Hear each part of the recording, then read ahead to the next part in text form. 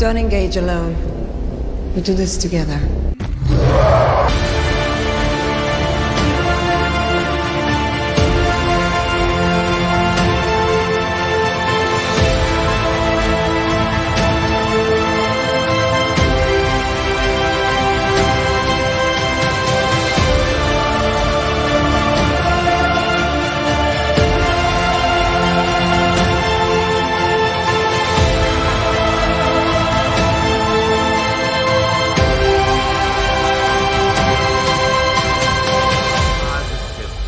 Yeah! We got it! We got New 52 booklet. it! Somebody clip this one.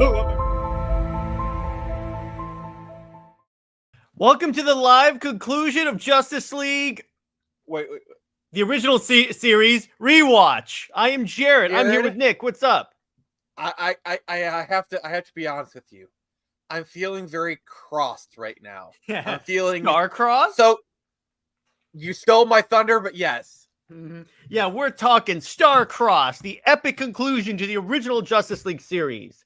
And yes, we will be continuing on Justice League Unlimited. More on that at the end of today's episode. And this is continuing our wide tradition of season finales that are live discussions. So sit back, relax, and let us go through this episode. So, yes, Nick, we got a three-parter to to unpack. So, Nick, what did you first? Let's start with general thoughts. What did you think of Starcrossed? I thought it was really good. Spoiler alert, this might be one of my rare moments, if you get what I'm saying. Yeah, I gotta say this. I have practically zero complaints about this episode. Practically, there's a reason why I say practically. I think we both know why. Yes, exactly. But pretty much, this is so. I've hyped this up for a long time when we were watching this series because this is basically where Hawkgirl's character arc comes. You could say hashtag full circle. Hey, what's up, Tavia? How you doing, my brother? It's my show. So basically, and by the way, because some people in the chat are asking, we're going to talk about the Rebel Moon trailer on Friday for CLD. It's going to be pretty much Rebel Moon on CLD the entire episode. Spoiler alert, the trailer is awesome. Oh, hell yeah. If you want to see a live reaction to it, check out Nick's Gamescom video. I'll put that in the description of this. So, also, I just want to say, Zach got the best reaction out of, he got the loudest reaction out of anything else there. And what's funny, I was talking to a buddy of mine before I came on here. Warner Brothers is probably shaking in their boots right about now because their stuff is flopping, and Zach just released a trailer for this for an $80 million movie. Hey, what's up, Master Sergeant? An $80 million movie looked that good. It puts the Flash to shame. It literally cost a third of what the Flash cost. And it looks 10 times better. And Tavia, you are correct. This is the first time I've been because remember, this is fun fact.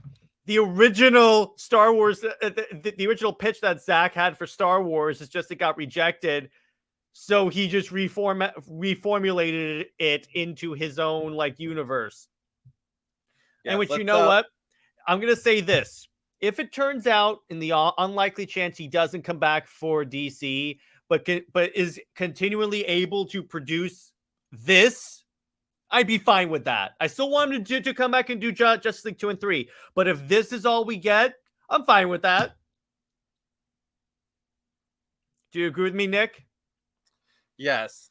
But I'm waiting for the next announcement to be Zack Snyder's Super Squadron. And it's basically the entire Justice League. What the hell is the Super Squadron? It's a generic superhero. It's basically the Justice League, but without the branding. You mean Squadron? Okay, I was about to say. No, I had to come up with a generic superhero name, superhero team name, but it's Super Squadron, and it's basically the Justice League cast, and they're just the generic version. So Ben Affleck is playing Owlbat, or something like that. Moving on. And Henry Cavill, while he's flying around as Superman, he's just simply playing himself. Oh, Because and you he know is what's Superman. interesting? You know what's very interesting? You notice how Rebel Moon Part 2 comes out around the time that Zach's exclusive deal with Netflix is supposed to expire? Yeah, I thought that was kind of weird that they'd rush out Part 2, but I don't that think does- it's rushed because remember, they filmed them back to back, so they're probably just completing the working on them parallel and just saying, okay, we're done. I mean, because they could very well wait a year and release it, like, the second part around Christmas. Like, that's what it's just a movie release. That's what they would do.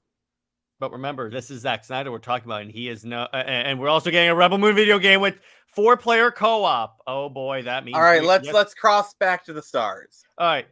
And by the way, yeah, and I'd like him to make a Spawn movie. Hell yes, Zack Snyder Spawn. So anyway, but maybe if Zach does a Spawn movie, we could have more colors other than black.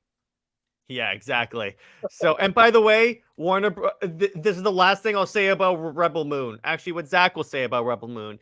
This is directed to Warner Brothers as of today. Yeah, second Warner Brothers. You could say the Flash fills out his socks like a lentil. He fills out his clothes like lentils fill out a sandwich bag. Thank you. I knew exactly what you were saying. So anyway, as soon as you said fills out, I was like, okay, I'm good. So anyway. So this episode was the It's actually one of the other ones. Yes, suck it. That so we're talking about Starcrossed again, and this was actually one of the other episodes that was released as a movie, or at least premiered as an entire movie as one thing. So that's a pretty interesting fact there. And we also have this is the last appearance of Alfred in the DCAU. Speaking of Alfred, that moment when Batman sneaks on the ship. That is to me, that is very clearly paying tribute to the Adam West Alfred, because he looks exactly like the Adam West Alfred. I agree with you on that one. I also dug, speaking of Alfred, when Flash shows up and he calls him Jeeves. Yes, very common. I also love one of my favorite parts is when they're trying to figure out how the ship works, and then Flash goes, "What does this button do?" He blows a hole in Wayne Manor, and then Batman goes, "That's not helping." Oh, not even that, but like you realize he was inches away from Alfred. Yeah, so, I know. So like he's like part of that anger is like you almost killed Alfred. Like I'm sorry, but if the Flash had killed Alfred at that point, Bruce would have murdered him on the spot. Like rules be danged.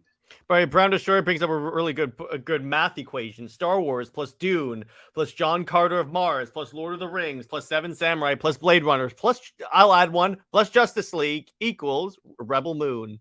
So you're saying James Gunn is like, I'm sorry, you're saying that whoa, that was a Freudian slip. Whatever. You're saying that Zack Snyder was like, these are a few of my favorite things. Exactly. So. And or maybe a cameo by wait, Tim Drake was in this? Oh, I wish we got the Teen Titans in this world, or maybe a cameo by Tim Drake. That was well, remember at this point, when does that scene in Return of the Joker take place? Is the Joker dead in this There's part? also the other thing. There's also another thing you got to factor in is the second time that Static goes to see Batman. He asks, "Where's Robin?" And he says, "With the Titans." No, but remember, that's Grayson. No, that's Tim Drake by that point. Like Grayson had become Nightwing long because. Because Tim Drake became Robin in the new Batman Adventures. Mm-hmm. You know, so Richard had been Nightwing for like 5-10 years by that point.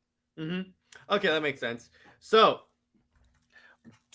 yes, I guess that's an interesting timetable for that. So this episode also brings in elements from the Justice League story, the Tower of Babel, because the ways that the Thanagarians take down each member of the Justice League were reported by Hawkgirl to the Thanagarians. So in other words, she created contingency plans.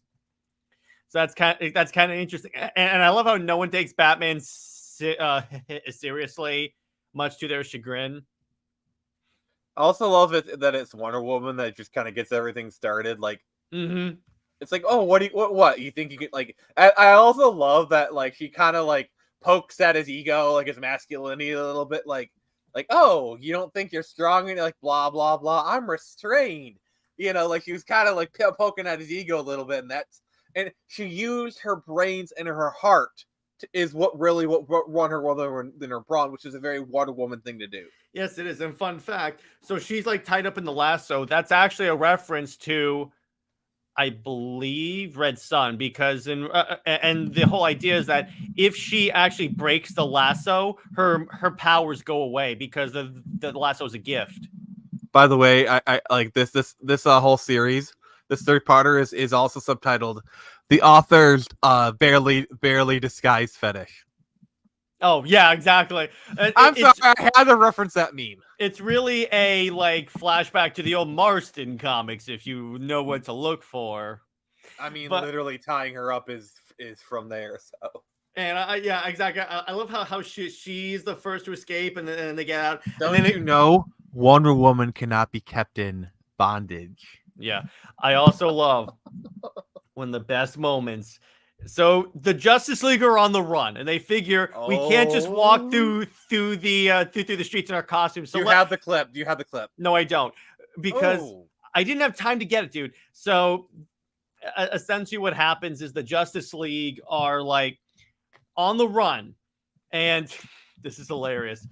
They decide, okay, so let's dress in our secret identities because the Thanagarians don't know where it is. So the Flash goes, what about the whole secret identity? You see, I trust you, but I'm not sure if I trust you with my. And then Batman jumps in and goes, Wally West, Bruce Wayne, Clark Kent, John Jones, Diana Prince, and we all know you're Wally. And then I got you, buddy. I got you. I don't want to get copyright strike. I mean, it's mostly talking, but I still can't. But that's the point. I love how Batman just bursts his bubble and he's like, nope, here. I knew everyone's secret identity. Also, I love, like, at the very end, Diana's like, red hair, nice. Like, it fits you. Diana always knows what to do to lift the mood. Like, I swear. Well, she is wonderful, you could say. She is a very wonderful woman. Yes. I got to say this, though. A wonderful woman deserves quite the Superman. I appreciate that. Thank you. So, and what's cool? So the Justice League like split up and decide we'll meet at essentially Alfred's house. And I love Alfred. He's so unflappable when he opens the door because I remember Bruce works for Alfred. Yes, exactly. That's my favorite scene in Justice League. And the funniest part is that Alfred has seen like the weirdest stuff, being being Batman's tech support guy. So he's like, "Come on in." I've seen things. Yes, exactly. Things you wouldn't believe. And then we find out that the head of the Thanagarian invasion, a Carter Hall analogy. There's like two Hawkmen in this entire universe. By the way, Jared, I don't know if you picked up on this, but like, let's just call the guy Carter Hall. Yeah, Carter's lieutenant. Did you recognize the voice actor? Who was that? Let's just say this voice actor is familiar with playing bird characters. Mm-hmm. And in a previous role, he was who knew 10 million things. Okay. So he was a librarian. Oh, it was the dude from Avatar, Wong Chi-tong, the Bong Sensei, the Great Library. Yeah. He was the. Oh no! He was the owl dragon thing. He was the owl dragon thing. Okay, thank you. I knew that voice reminded me of something. Now that I've said it, yeah, you can recognize like. It took me a second to realize it, but I love that he's like playing a hawk. He's played a hawk and an owl now. And speaking of that dude, he gets messed up when John decides, okay, I'm gonna get into his mind to try to figure out how the ship works. Batman goes, but they're resistant to your telepathy, and then Martian Manhunter goes, I guess I'm gonna have to try harder. I think like they have like some sort of mental block, like. And I think like Martian Manhunter knew he could get in there, but like he's basically causing permanent brain damage, like scrambling their brain. It's like he tries to go in the mind, but not like destroy it. But he has to go so aggressive that he can't help but destroy the mind. But it's kind of like a mixture of like desperate times, but also he's probably kind of pissed off by now. So Yeah, because I guess you could say Martian Manhunter killed someone. that's true.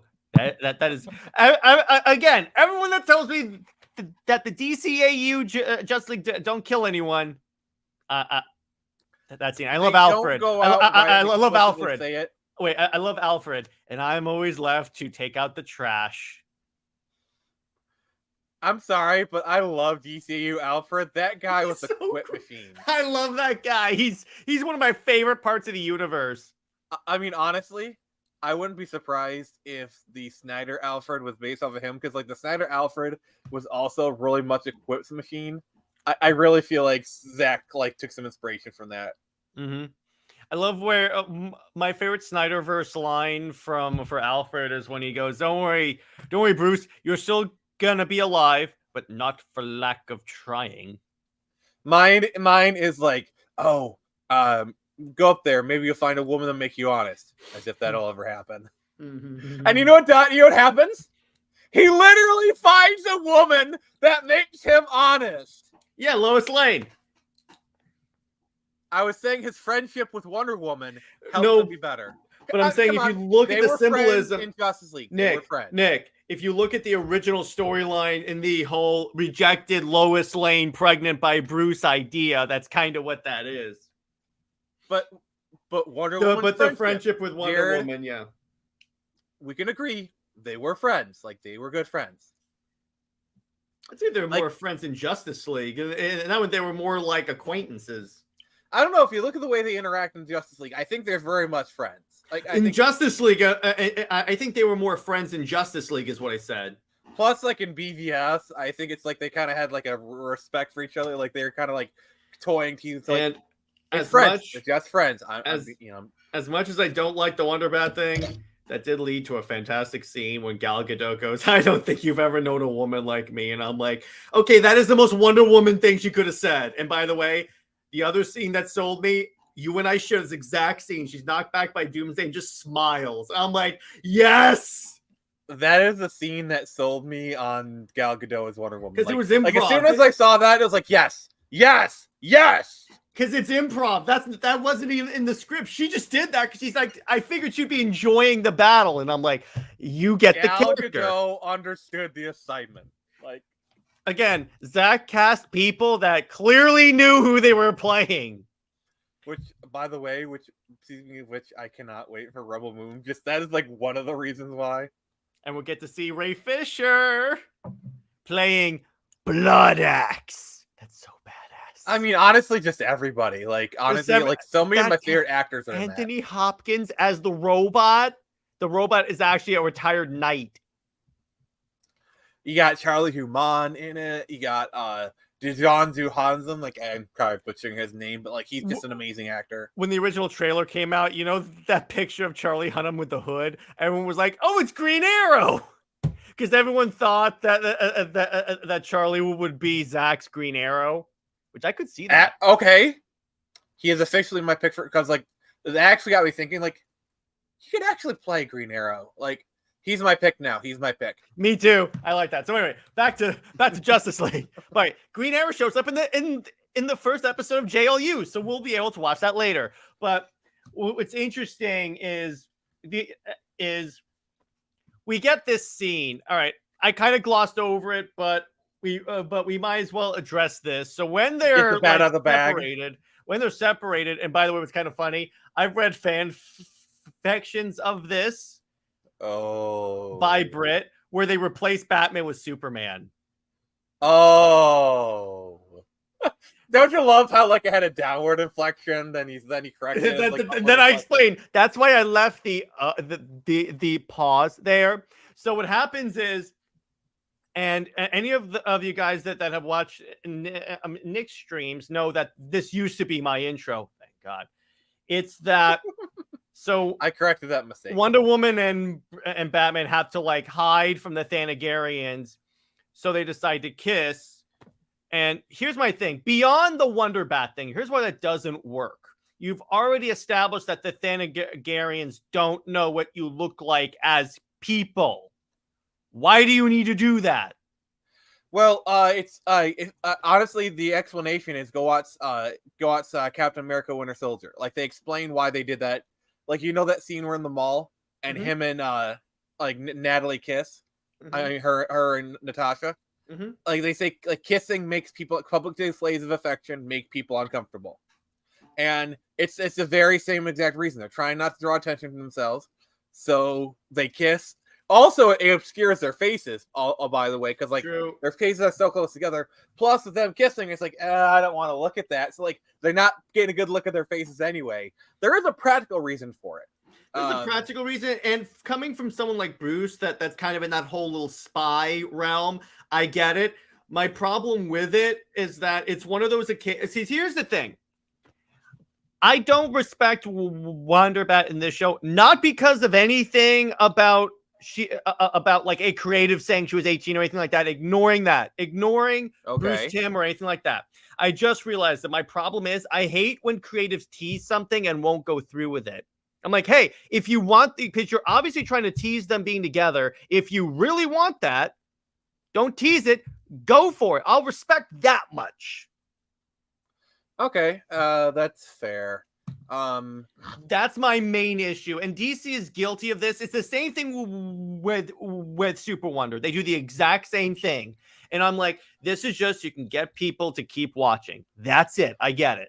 Personally, I don't have too much investment in the ship. The ship that I care about.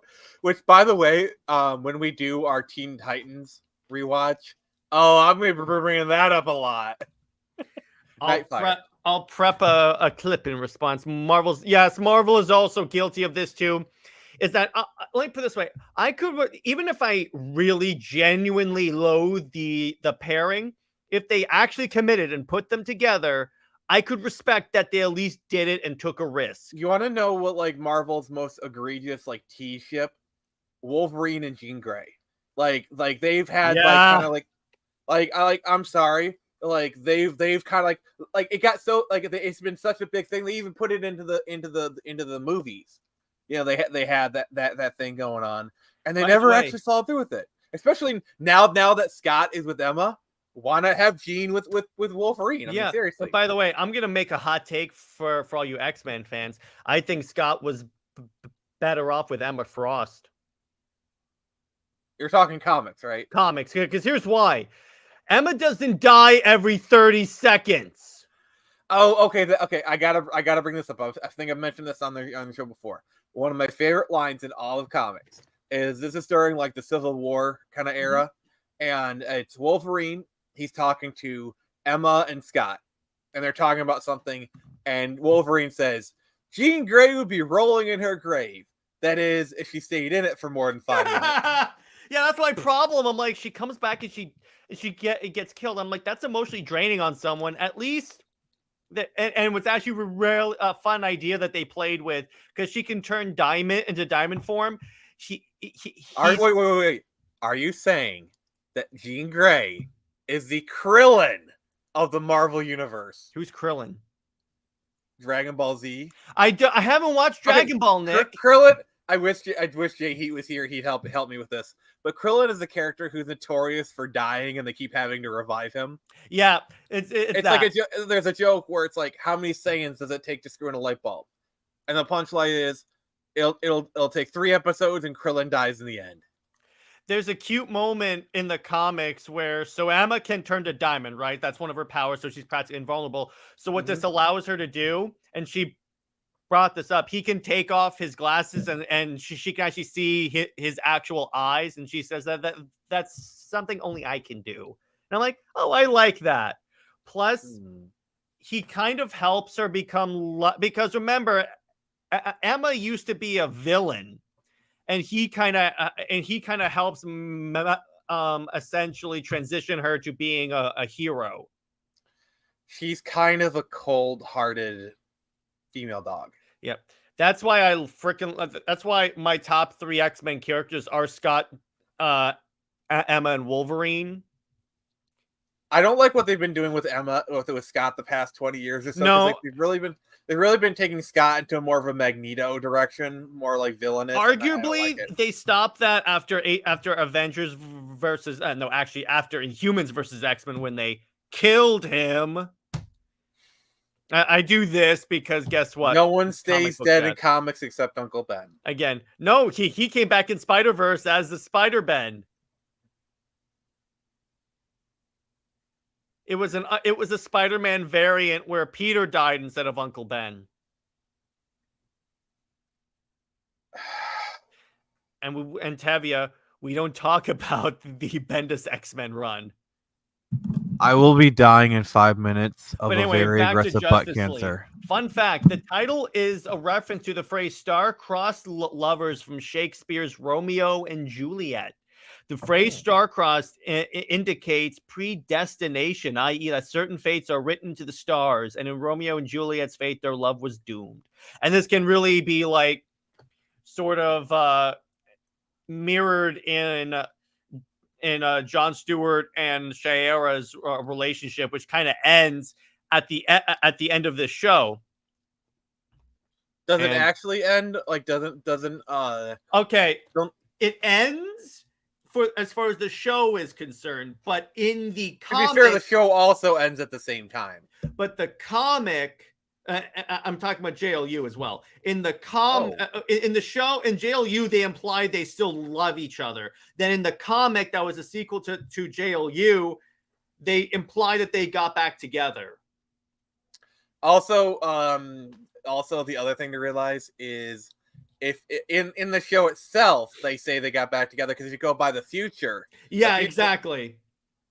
So we know how that's going to work out. Yeah, like even by the show itself in the Batman Beyond crossovers, where John literally meets his son, and it's like he's the son of Hawkgirl and Green Lantern. Yeah, so there's that. But it's, and by the way, fun fact: this was also the episode. If you look on YouTube and see the JL reunion live reading, this is the arc that they were doing. Ooh. Yeah, they read this. Everyone want to hear Kevin Conroy in real life just out the entire Justice League? Yeah, that's what that is. On the commentary, Bruce Timm jokes that Batman seems to have a death wish. Yeah, he's always trying to die. Have you noticed that? And by the way, Daniel, those are some solid ships right there. Captain America and Black Widow, Psylocke and Archangel, and Wolverine Storm. I like Wolverine Storm. I never knew Wolverine Storm was a thing. They slept together at one point. I mean, honestly, if I had the opportunity to sleep with Storm, I'd do it. Yeah, exactly. Well, yeah, she's a goddess. Oh, yes. Yeah, and I'm sorry, there's so many jokes I can make, but I'm just not going to go there. Yeah. And it would be quite the shocking encounter. Yes, exactly. That's a lot of static electricity. Yes. It would be. And by the way, this is the second of 3 times that Jean shows up in a human form. So, Nick, let me ask you this. What did you think of Shiera's arc in this arc, if you will? I kind of just came to me. I was trying to say in this, but whatever. I kind of feel bad for her. Obviously, she did keep secrets, but the thing is, she was led to believe it was going to be a lot worse, a lot better. It was supposed to be a lot not as bad as it was supposed to be. So like she herself was deceived. I don't think Shiera is a bad person. Oh, she is 100% not. I think she was put in an complicated situation. She was a stranger in a strange land. Mm-hmm. She had to go dancing with wolves. Mm-hmm. I'm sure you get the references I'm making. It's basically just like any other movie, Last Samurai, Dancing with Wolves, where a it's spy like movie. It's a Black Widow to a degree. So I guess you could say Shiera was a spy who loved me. Yeah, it's a good one. I like that one. She really has a heart of stone. I love her golden eyes. I'm sorry, we can There's keep one going. more that I could make, but I'm not going to make it. when Superman rescued Batman, he's like, Bruce, you're gonna die another day. There's one more that I'm gonna. There's one more pun that I can make. I'll do it after we record because it's a little too risque for this one. So, Okay. but I definitely dug this because, and I do. I get a feeling I know what your ranking of this is gonna be, and it's probably the same for me because I'm just gonna give it a solid 10 out of 10 for all the awesome character moments we get, 10 the out of epic 10, action number moments. one. Yeah, 10 out of this is 10, my number number one one. favorite arc. Actually, no, the hereafter one, because of how Wonder Woman reacts to Toyman, is my number one favorite. But this is like tied with that one as my number one arcs of the entire show. Mm-hmm. And Yeah. it's just solid character work, epic. I mean, every episode was at minimum. I think the lowest grade we gave one of them was like a 7, maybe an 8. Every one of them was above average. That's the point there. It's Yeah. like none solid of them, solid to above average. none of them were bad, and that's the thing. None of these episodes are bad at all. Not a stinker in the joint. Not a stinker in the joint. Same thing for JLU and Nick. So for JLU, I believe they go with single episodes. In other words, it's not like 2-episode arcs. And if you're a fan of Huntress, they really develop her character really well. Yeah, I'm gonna like, I'm sorry, but I'm really into the question Huntress relationship. They play into that a lot, and how a quick question is a hardcore conspiracy theorist. I love that so much. Yeah, and I also love how they did the Steve Ditko tribute in there, when he's talking to Lex Luthor. He says like A equals A, which is a reference to the Mr. A character, which is created by Steve Ditko. I think Ditko had like a hand in create, because you gotta realize there's kind of like, you have this trifecta of like trench coat detectives. It's the Question, Mr. A, and Rorschach. You know. By the way, speaking down real quick, in the extended cut of X-Men Days of Future Past, before he goes back in time, Wolverine kisses Storm. So I wonder if that interracial kiss created a storm of controversy. Okay, but no, it didn't. Oh, fun. Okay, want to hear a fun fact? Mm-hmm. Do you want to know what was the first televised interracial kiss? What? Kirk. Yeah, I know. So back to this. I'm sorry. I didn't think I'd ever get a chance to bust out that fact again. My favorite moment of this is when Batman is fighting a Thanagarian in the Batcave. He hits a thing on his utility belt, and he goes, "What does that thing do?" Wait for it, and then a swarm of bats attack. It reminds me so much of Batman Begins. Like, oh my gosh. Wait, what are we waiting for? Back up. Yes, back up. I love that. That was so good. That's my favorite part, and yeah, and I dig that. So, as far as Hawkgirl goes in JLU, she doesn't show up till I think season 2 of JLU. In other words, she's gone for like a long time. And all right, so where's the story go from here? So, for those of you that don't know, the Crisis on Two Earths movie was supposed to be the bridge between JL and JLU. That's why they're building the Watchtower, and they decide on a recruitment drive. And that's why the lineup is relatively the same, except for Hal instead of John and such. And then eventually they decided, let's just make this an original movie so we can have like the more classic Justice League on there. And that's how we got that. And then JLU at first episode is them expanding their ranks to include other people. They even have like a little a land base, if you will. And remember, next time we do a live stream talking about Justice League, we'll be talking about the World of Cardboard speech. Wait, that happens literally in the first episode? No, the end episode. I said the next time we do a live episode on Justice League. Oh, okay. It's the very last. Actually, it's not the last. It's not the next time we talk about this on live, because there are multiple seasons. It's in the concluding episode of JLU that we get that. When does the moment. Flash scene happen? I believe that it's after Shiera comes back. So how many seasons is JLU? Tell me. Here, here, I'll look that up real quick. In the meantime, everyone in the chat, why don't you bring up your favorite arcs in Justice League and JLU? And by the way, let's get controversial. I prefer Spider-Man with Black Cat. Oh, that's an interesting one. Why, Daniel? I will say on the Spider-Gwen thing, isn't Spider-Gwen like significantly younger than Peter? I think in the he comic? means instead of Mary Jane or Gwen Stacy. I will say, if they make Emma Stone's version of Spider-Gwen, and they do an Amazing Spider-Man 3. Hell yes. Like seriously. I'm sorry. I want this movie so bad. I want this movie so bad. JLU is 3 seasons. Okay. And I'm looking up the Flash moment.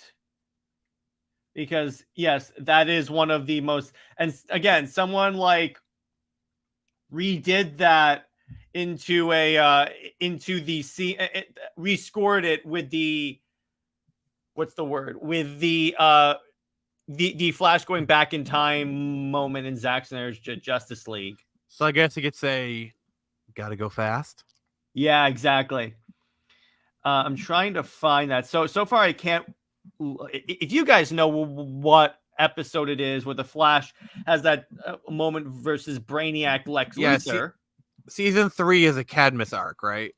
Season 3, I believe, has Cadmus. That is correct. All right. Do you know what we're going to cover after we finish Unlimited? I was thinking, I'm still like deciding on what that could be. We could cover the Green Lantern animated series.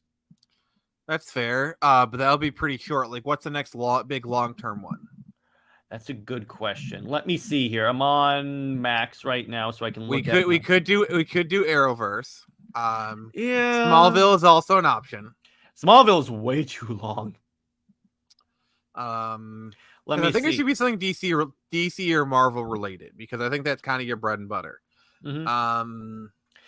I've seen most of the DC shows. That's why I stick more to DC. Yeah. We could do. Hang on. I would suggest Lois and Clark's New Adventures, but I think that's a little bit obscure nowadays for anyone who's not old. So in other words, that's not you? Shut up. Now we could do Superman and Lois. You've been doing that with Teladia, though. That's kind of your guys' thing. Yeah. I wouldn't want to step on his toes. Okay. We could do My Adventures Superman. Or actually, we could cover the greatest DC show ever, Gotham Knights. If you want to cover that by yourself, have at it. I love how you like tensed up as soon as it's like, oh my god, you knew exactly where I was going. I knew exactly where you were going. So let me pull up Marvel to see what Marvel's got. We could do Teen Titans. I mean, in terms of my picks, because I haven't watched Teen Titans. Okay, so that's probably something we do on my show. Because on my channel, once we finish up Avatar, we're gonna do Firefly and then Battlestar Galactica. Yeah, we could do Teen Titans after that. Mm-hmm, that's fine. Okay, Justice League Unlimited. I'm trying to find the exact episode where Wally goes back in time and fights Lex. Yeah. So are we gonna do Justice League versus the Fatal Five after we finish Unlimited? Yeah. Also, we're skipping epilogue, correct? Until we do Batman Beyond. Until we do Batman Beyond, because that's kind of an end to Batman Beyond too. So we're like, we might as well just wait. I think the Batman Beyond crossover episodes, I think there's 2 of them, should be fine. Yeah, those are fine. But hey, what's up, Thoth? How you doing, dude? But Justice League versus the Fatal Five, are we going to cover that after we finish Unlimited? I already answered that. Yes. Okay. Yeah, and as far as Teen Titans, yes, we will do Trouble in Tokyo. Afterwards, maybe Teen Titans versus Teen Titans Go. That's kind of maybe, I don't know. But definitely Trouble in Tokyo, because that is literally an extension of the show. So, yeah. Yeah, I haven't watched a lot of the Marvel shows. I'm actually doing a rewatch of X-Men Evolution now. It's really good. Mm-hmm. That could be a pick for you sometime. Possibly, yeah. I'm doing it for personal, because like I watched the show, I liked it. I'm actually really enjoying it. That show holds up. How much of Young Justice have you watched? Pretty much all of like the first few seasons. I think the last 2 seasons I haven't seen. Okay. I have the perfect one. Earth of Mightiest Heroes. I haven't watched that, but we could. I haven't seen it, but I know it has a huge fan base. We could do that. That'd be fun. I've seen a lot of arcs from that series, so. But I'm just saying, like Earth Mightiest Heroes, it actually has a pretty big fan base. No, I know, and that could work. We'll thing about this off stream, but but the point is, so Nick, how did you enjoy your first step into Justice League? I enjoyed it. I took my first step into a much larger world.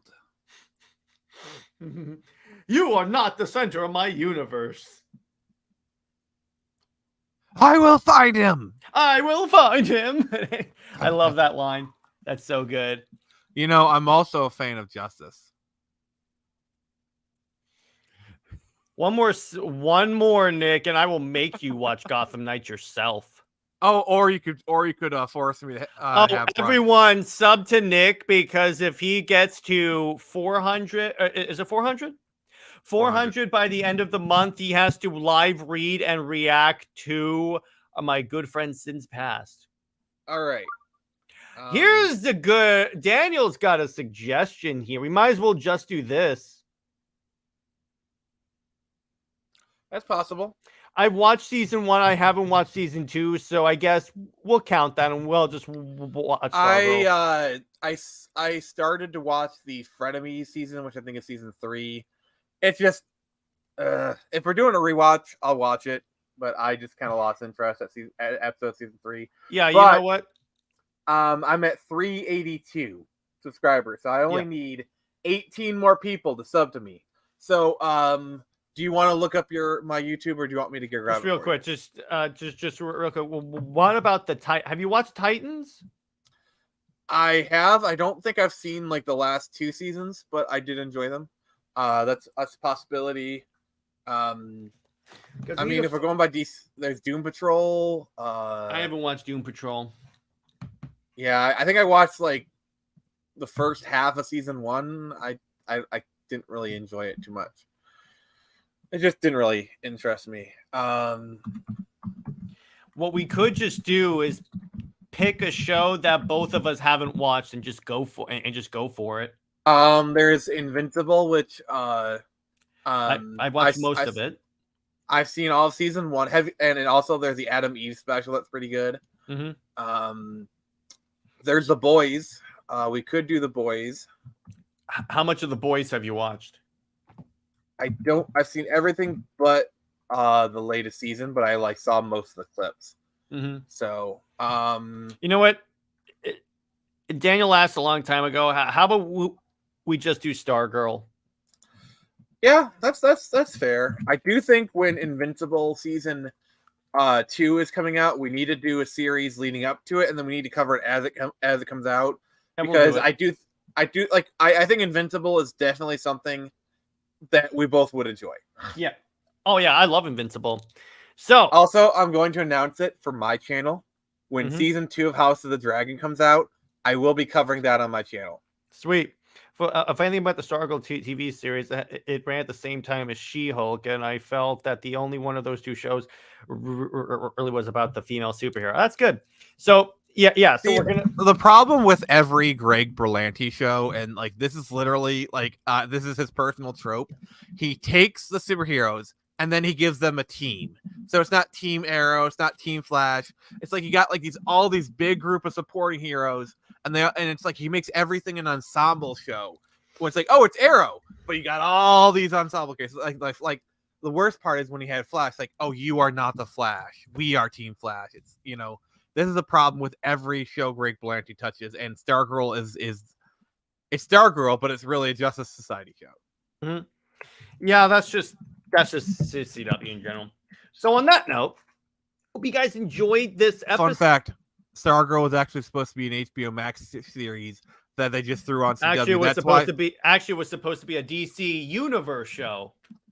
Fair enough. But like the fact is, like that's why Stargirl has like seemed to have a little bit of a bigger budget, and why it actually hired like big name actors like Luke Wilson and Amy Smart. Mm-hmm. So that's the plan up to JLU. Now, what we may do, we may take a week off from at least the rewatch on this channel just to give us a week to decompress and then start JLU. I'll announce basically, I'll confirm it tomorrow if we're going to do that. But in the meantime, the plan is we're going to go straight to JLU. In other words, we're just going to go. Next rewatch will be episode 1 of Justice League Unlimited. So next week we're going unlimited. Next week we are going unlimited. Yes, exactly. So when are you covering the Static Shock show? That's another option. We can do that after Stargirl. The reason why I'm prioritizing Stargirl is because Daniel did request it a while ago, so I wanted to make sure I get. Honestly, there's a bunch of stuff in the DCA. Like, we need to cover Superman. Honestly, Superman the animated series, we should make a priority because, yeah, everyone and their mother has covered Batman the animated series. Like, everyone and their mother has. But not many people have done a rewatch of Superman. Like, I think that is valid. Yeah, we'll do that. I'll tell you what, we'll do that after Stargirl. Yeah, like I'm fine. Like you say you don't want to do Batman the animated series because like everyone has done it.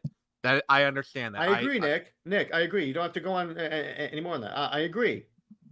Yeah, Superman deserves some love. Yeah, we're gonna do Superman afterwards. Plus, Superman's my boy, so I got it. And then maybe we'll get to Ladia involved because he's a Superman guy as well. So we'll talk about that.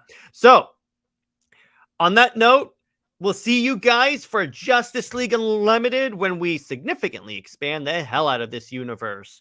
On that note, Nick, always a pleasure. Stay heroic, everyone, and stay tuned for our Comics League Dark on Friday, where we will be devoting the entire episode, barring any really crazy revelations, and by crazy I mean Zack Snyder coming back to DC, it will be an entire episode devoted to Rebel Moon.